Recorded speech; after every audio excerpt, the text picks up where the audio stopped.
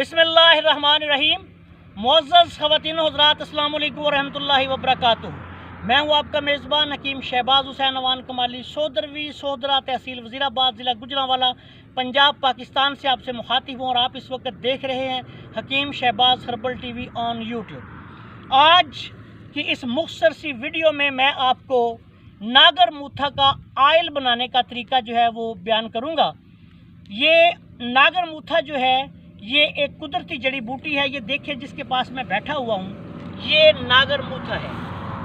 ये तिब्बे यूनानी में सदियों से इस्तेमाल होने वाला बहुत ही मारूफ पौधा। इसके जब ये देखिए आप गौर से फूल और इसकी जो जड़ें होती हैं, जो इसको जब उखाड़ते हैं तो एक गांठ सी होती है, एक जड़ की शक्ल में, जो बाज़ार से मिलती है, पंसारी की दुकान से आपको मिलेगी। ये वो जो है इस्तेमाल की जाती है। इसका तेल बनाने का तरीका मैं आपको बताता हूँ कि इसके पौधे से यूँ तो बेशुमार अद्वियात बनाई जाती हैं। नागर मूथा कई अद्वियात में, मुकव्वी अद्वियात में भी इस्तेमाल किया जाता है। खुशक गर्म मजाज का हामल, बाज़ लोग इसको खुश्क सर्द मानते हैं, बाज़ लोग खुशक गर्म मानते हैं, लेकिन मैं इसको ज़्यादा खुशक गर्म मानता हूँ। नागर मूथा की जो गांठें होती हैं, क्योंकि ये मुकव्वी भी है। पेशाब की कसरत के लिए इसकी गांठों का सफूफ बेहद मुफीद है। उसका पाउडर बना लें, उसमें जड़, पान, दारचीनी। नागर मूथा की जड़ें 50 ग्राम, दारचीनी 50 ग्राम, पान की जड़ 50 ग्राम। इन तीनों चीज़ों को बारीक पीस के आधी चम्मच दिन में 2 से 3 बार लें तो बड़े लोगों का कसरत से आने वाला पेशाब, शुगर की वजह से आने वाला पेशाब, मर्दाना कमज़ोरी, सूरत अंजाल की एक बेहतरीन दुआ तैयार हो जाती है। ये ताकत की एक बेहतरीन दुआ तैयार होती है। इसका तरीका इस्तेमाल आप दूध के साथ भी ले सकते हैं।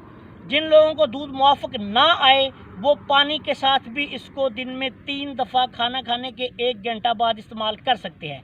अब आते हैं इसके तेल बनाने का तरीका। तेल बनाने के लिए इसके 2 तरीके राइज हैं।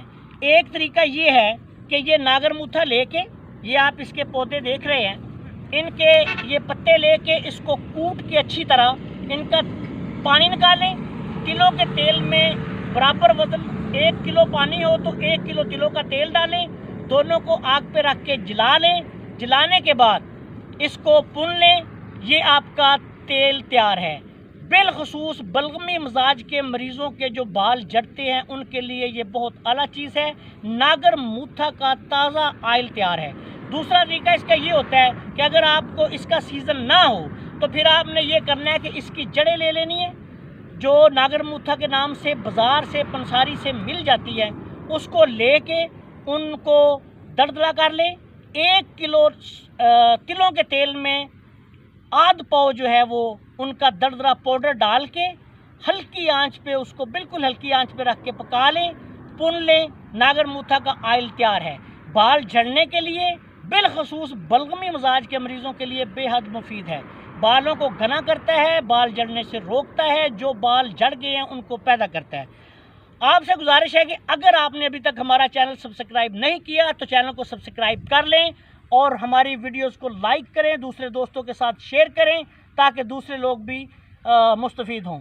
आखिर में इस दुआ के साथ आपसे इजाज़त चाहता हूँ कि अल्लाह ताला हम सब का हामी नासर हो। अस्सलामु अलैकुम वरहमतुल्लाहि वबरकातुहू।